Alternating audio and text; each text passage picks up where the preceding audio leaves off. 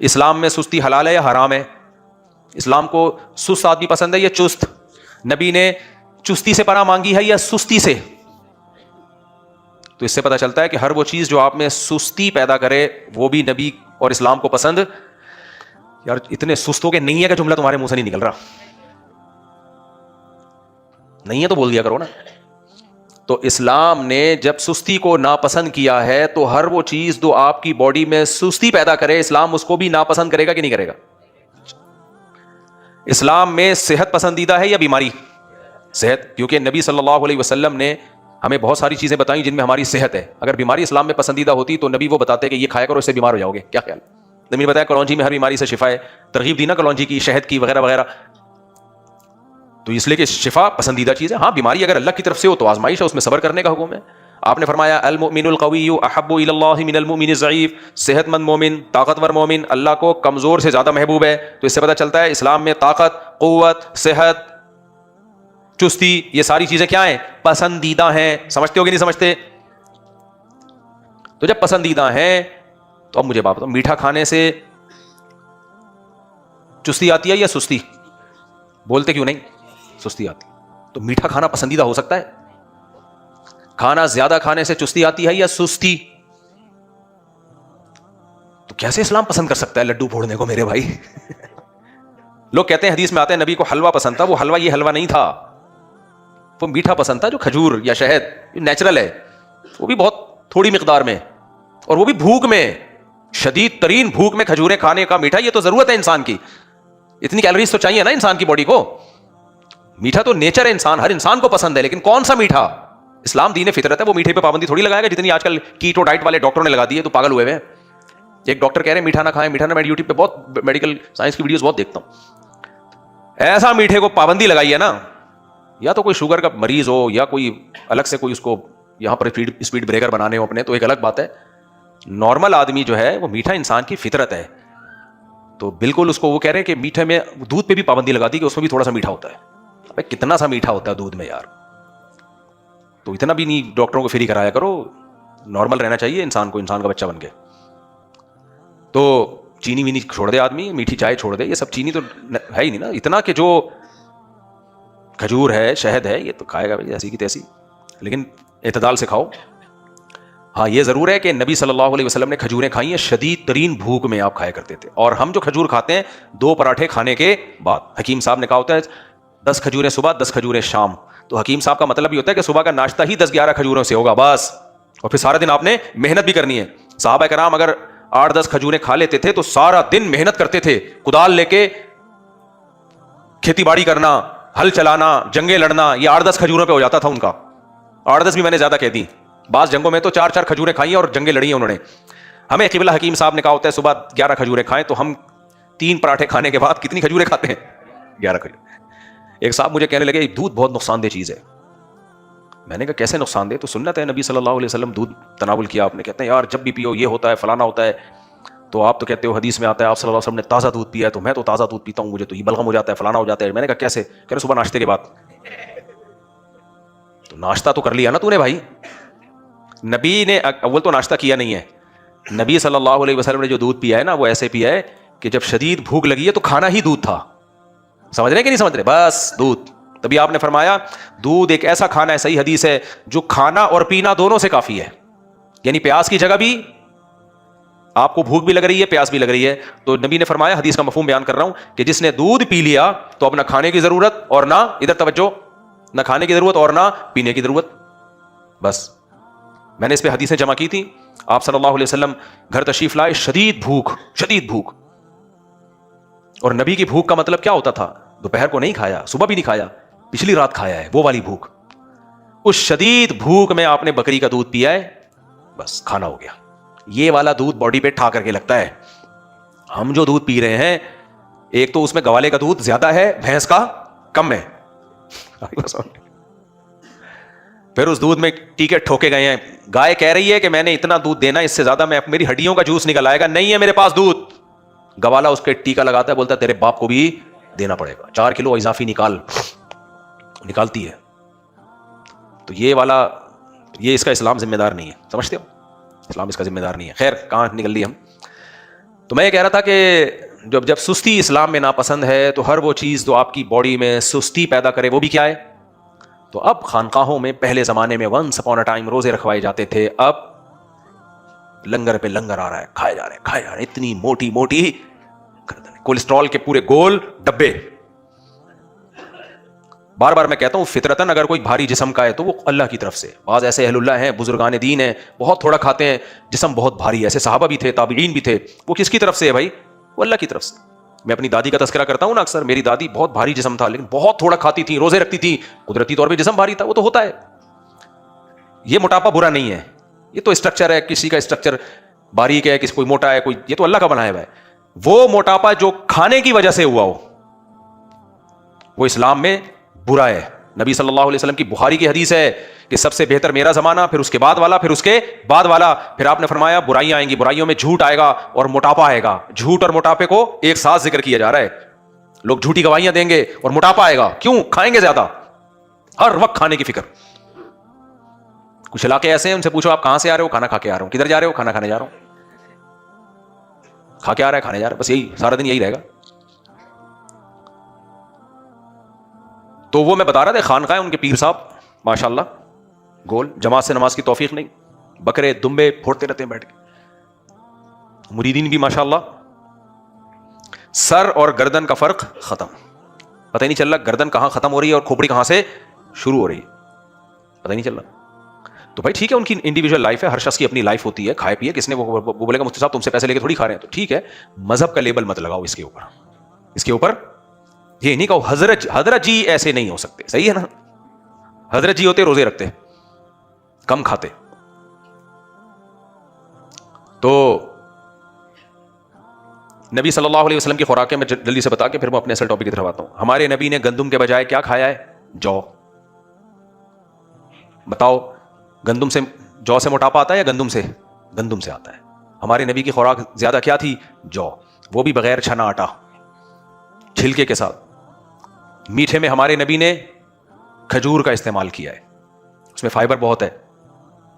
اور ہمارے نبی صلی اللہ علیہ وسلم کی جو علامتیں پچھلی کتابوں میں لکھی ہوئی ہیں کہ وہ پیغمبر ہوں گے, ان میں ایک علامت یہ بھی گوشت کھانے والے, ویجیٹیرین نہیں ہوں گے. کیا ہوں گے؟ گوشت. گوشت کھانا بھی ایک طرح سے ہمارے مذہب کا حصہ ہے. شکر ہے ہم ڈاکٹروں کی باتوں میں, اب تو ڈاکٹر بھی آ گئے گوشت کھایا کرو, ورنہ ہمیں بچپن میں یاد ہے ڈاکٹر مجھے مشورہ دیتے تھے گوشت مت کھاؤ, ویجیٹیرین بنو. اللہ کا بڑا فضل ہو گیا, ہم نے لفٹ نہیں کرائی, ورنہ بھی ایک ہی ہوتی ہماری. ٹماٹر کھا کے نہیں رکھی جا سکتی چار. ہمیں نہیں آئی سمجھ میں بات. ککڑی اور سبزیاں کھا کے تھوڑی ہوتا ہے یہ سب. گوشت ضروری ہے بھائی. شیر ہفتے میں ایک دن کھاتا ہے, مگر کیا کھاتا ہے؟ گوشت. پورا ہفتہ چلتا ہے بڑے مزے سے. میں نے جنگلوں میں دیکھا ہے, ایک دن کھائے گا گوشت کھائے گا, اس کے بعد پڑا رہے گا, کہتا ہے کوئی بات نہیں, ایک ہفتہ نہ بھی نہیں ملے. اور ہرن ہر وقت کھاتا رہتا ہے. بکری کو دیکھ لو, آپ نے بلیاں بھی پالی ہوں گی, بلی کو 24 گھنٹے میں ایک دفعہ بھی ڈال دو, چند بوٹیاں کھائے گی, پھر خلال کرتی رہے گی سارا دن بیٹھ کے دانتوں میں. لیکن آپ بکری پالو, میں نے بھی پالی ہے, ہر وقت منہ چلتا رہے گا اس کا. ویجیٹیرین ہر وقت کھاتے رہتے ہیں, صحیح ہے نا. گوشت خور کو چند نوالے مل جائیں, کیا بولتا ہے؟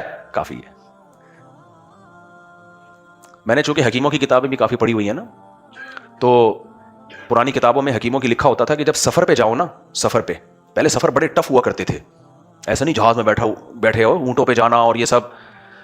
تو اس میں یہ ہوتا تھا کہ بھائی سفر پہ کوئی جا کے ایسی چیز کھاؤ جو پیٹ نہ بھرے لیکن اس کا اثر بہت دیر تک رہے, تاکہ بار بار کھانا بھی نہ ہو, بار بار بیت الخلا بھی نہ ہو. تو ان حکیموں نے لکھا ہوتا تھا گوشت کھایا کرو سفر میں, سبزی نہیں کھایا کرو. اس سے کیا ہوگا کہ پیٹ بھی کم بھرے گا, بھاری نہیں ہوگا پیٹ, اور چلو گے بھی زیادہ ٹائم تک. یہ پرانے حکیم بڑے ٹائٹ ہوا کرتے تھے بھائی, بڑی زبردست باتیں لکھا کرتے تھے. خیر, حکیم جتنا پرانا اتنا اچھا ہوتا ہے. حکیم جو ہے نا, جو لیٹسٹ مارکیٹ میں حکیم آ رہے ہیں نا, یہ ہم پہ تجربے کر کے سیکھ رہے ہیں ابھی. اس لیے حکیم جب بھی کوئی بوڑھا ہوگا تو میں اسی پہ اعتماد کرتا ہوں. جوان حکیم وہ بھی تجرباتی, وہ بھی قبرستان بھریں گے, اس کے بعد جا کے ان کو پتا چلے گا کہ کیا کرنا ہے. خیر, تو میں یہ کر رہا تھا کہ استغنا, ہاں, ما کانا فی نفس یعقوب الا حاجتن قضاها. یعقوب نانوتوی رحمۃ اللہ نے کیا فرمایا؟ بھائی میری ساری حاجتیں اللہ نے پوری کر دی. میرے شیخ حضرت مفتی رشید احمد صاحب رحمہ اللہ تعالیٰ کا بھی یہی معمول تھا. جتنا پیسہ آتا تھا حضرت تھوڑا سا رکھ کے گیس بجلی کا بل دیا اور گھر کا ضروری خرچہ, اور اس میں وہ خرچے میں خوراک کو سب سے زیادہ فوکس. میرے شیخ نے اپنا گھر نہیں بنایا, حالانکہ بہت مالدار تھے. انہوں نے کہا مسافر خانہ ہے, نکلنا ہے یہاں سے. کھانا بہت اچھا کھاتے تھے, زیادہ نہیں, اچھا. اسلام میں زیادہ کھانا نہیں ہے, کوالٹی کو فوکس کرو بھائی. ہمارے حضرت کا ناشتہ سیب, ہاف بوائل انڈے, بادام اور بھنے ہوئے چنے, یہ ناشتے ہوتے تھے ان کے. ایک دفعہ میں رات کو گیا تو وہ کھا رہے تھے جو چکن کا پیس ہوتا ہے نا, چیسٹ پیس, تناول فرما رہے تھے. بہت تھوڑا کھاتے تھے لیکن بڑا خاندانی, اور 80 سال میں ماشاءاللہ فٹ فاٹ, پیٹ کمر سے چپکا ہوا تھا. اور فرماتے تھے ان کے لیے رشتہ آیا دوسری شادی کے لیے, کچھ جوان لڑکی عاشق ہو گئی تھی. حضرت نے انکار کر دیا. پھر فرمایا کہ میں نے انکار اس لیے نہیں کیا کہ میں بوڑھا ہو گیا ہوں, میں بالکل جوان ہوں, بالکل جوان. فرمایا میں نے انکار اس لیے کیا ہے, وہ دوسری شادی کے قائل نہیں تھے. وہ کہتے تھے علماء اگر 2 شادیاں کریں گے تو دین کی خدمت کون کرے گا. وہ ان کا خیال یہ تھا کہ مسائل میں پڑ جائیں گے.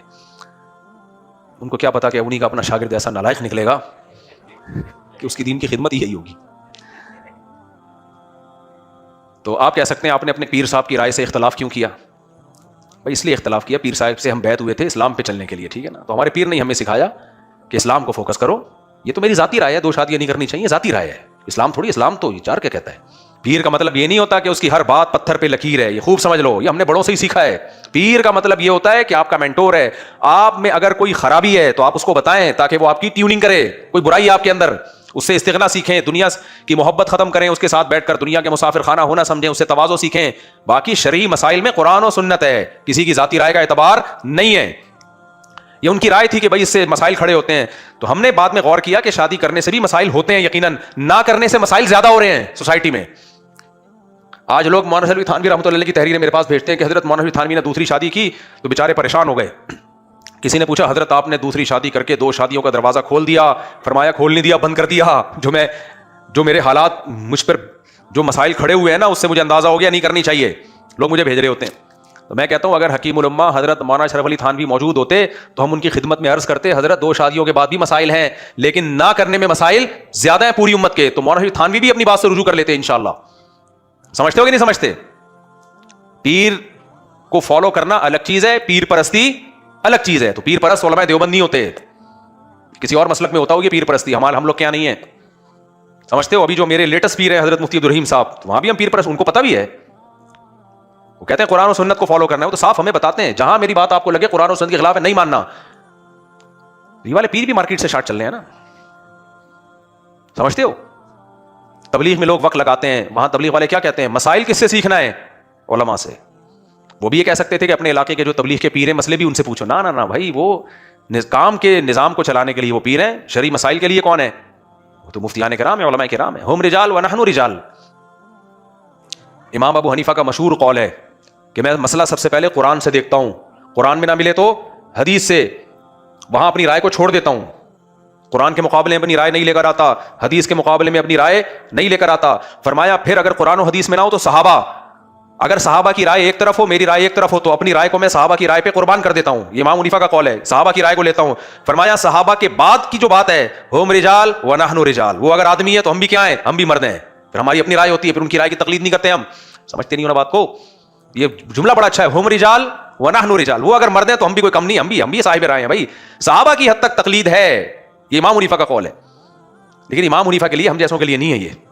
ہم اسلاف کی رائے پر اپنی رائے کو قربان کرتے ہیں. تو اس لیے پیر و مرشد کا مطلب یہ نہیں ہوتا کہ وہ جو بات کہتے پتھر پہ لکیر ہے. ہاں جہاں تک اصلاحی باتوں سے اصلاح کا تعلق ہے اس میں پیر کی رائے کو اپنی رائے پر ترجیح دے. یعنی آپ کی اصلاح کا تعلق ہے, پیر اگر کہہ رہا ہے آپ نے یہ کام کرنا ہے تو پھر آپ نے کرنا ہے, چاہے آپ کی سمجھ میں آئے یا نہ آئے. جہاں تک شریعت کا تعلق ہے حلال و حرام کا, اس میں تو شریعت ہے, اس میں پیر بھی پابند ہے اس شریعت کا. تو ہمارے شیخ کی ذاتی رائے یہ تھی کہ 2 شادیاں کرنے میں بڑے مسائل ہیں, علماء دین کی خدمت نہیں کر پائیں گے. لیکن چونکہ ہم سوسائٹی میں چل رہے تھے نا, جو وہ تو بڑے تھے, انہوں نے اپنے زمانہ کو دیکھا نا, یہ زمانہ تو ہم دیکھ رہے تھے نا. میں دیکھ رہا تھا اپنی آنکھوں سے کہ جس لڑکی کو طلاق ہو جائے اس کی شادی نہیں ہوتی, بیوہ ہو جائے اس کی شادی نہیں ہوتی, اور اس کا حل دوسری شادی کے علاوہ کسی مسئلے میں نہیں ہے. تو اس لیے اس مسئلے میں ہم نے اپنے شیخ کی بات سے اختلاف کیا. دیکھا حضرت کو نہیں پتا کہ حالات کس طرف جا رہے ہیں, تو وہ تو انڈیویجول شخص کی رائے کو دیکھ کے عمل کو دیکھ رہے ہیں نا کہ وہ 2 کرے گا تو پھنس جائے گا. تو وہ تو پھنس رہا ہے, لیکن قوم کو بچا بھی تو رہا ہے. ایک عورت کو زنا سے بچا رہا ہے, اس کو ٹھکانہ دے رہا ہے, اگر نہیں کرتا تو کہاں جاتی وہ. میں تو جب کر رہا تھا تو میں کہتا تھا بھائی ٹھیک ہے پھر اس کا حل بتاؤ سوسائٹی میں اس کا حل کیا ہے. تو اس لیے ہمارا تو اطمینان ہونے کرنے کا کام ہے خاندانی. اور مجھے امید ہے آخرت میں اپنے شیخ سے ملاقات ہوگی تو پیٹ تھپکیں گے, بولیں گے صحیح کام کر گیا, ایک ہی کام تو نے ڈھنگا کیا ہے, ایک ہی کام کیا ہے. تو مکھی پہ مکھی نہیں بٹھانی, اندھی تقلید نہیں ہے کسی کی بھی. خیر